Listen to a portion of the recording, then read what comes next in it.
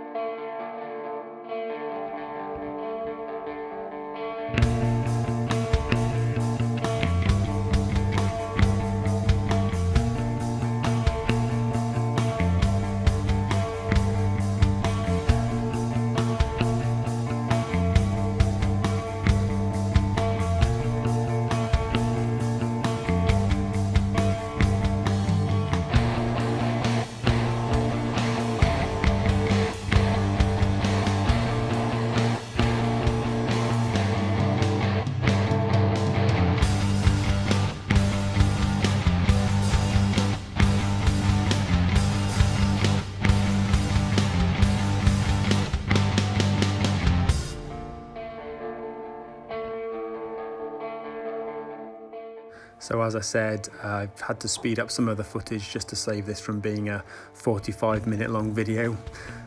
So this is twice as fast as it was in real time, but you get the idea. I mean, it's an epic struggle for them to pull themselves out of their skin, and an amazing thing to watch happening in real time. So I hope you enjoy it.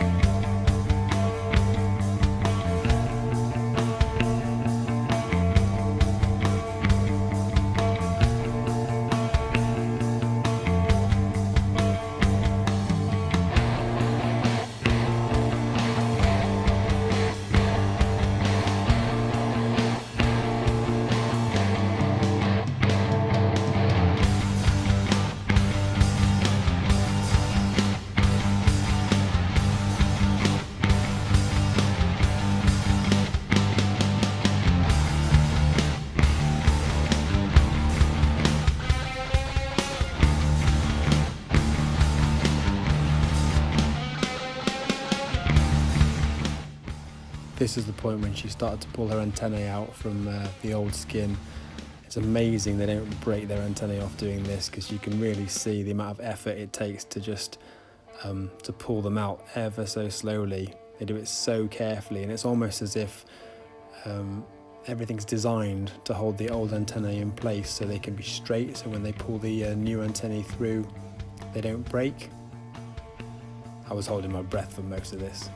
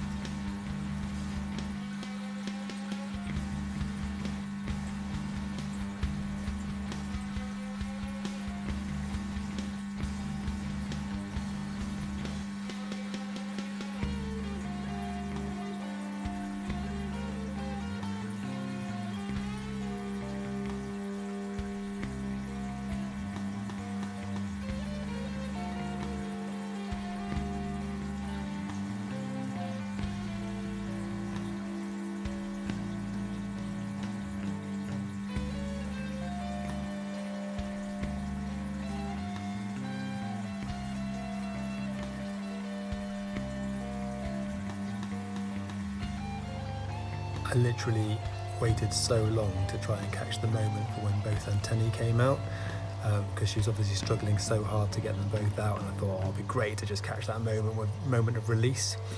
But then in the end, I got a cramp in my hip and had to move, so I couldn't do it, and then I missed it by about 2 seconds. But anyway, it's pretty cool.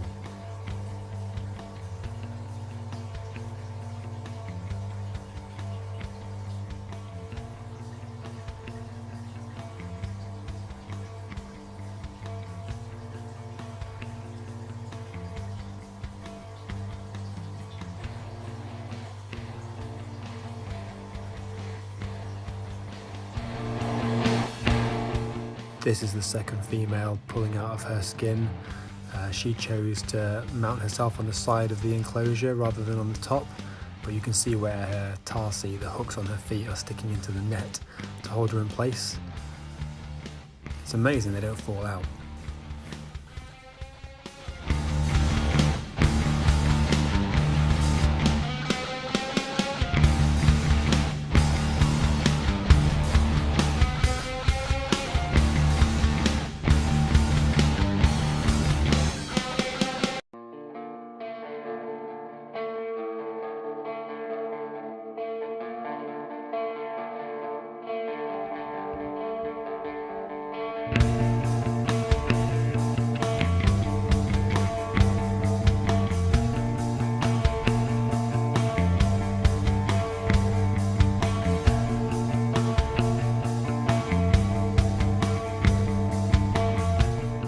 Once they've pulled themselves out of the old skin, they turn around and then basically eat the molt so as to not waste the nutrients.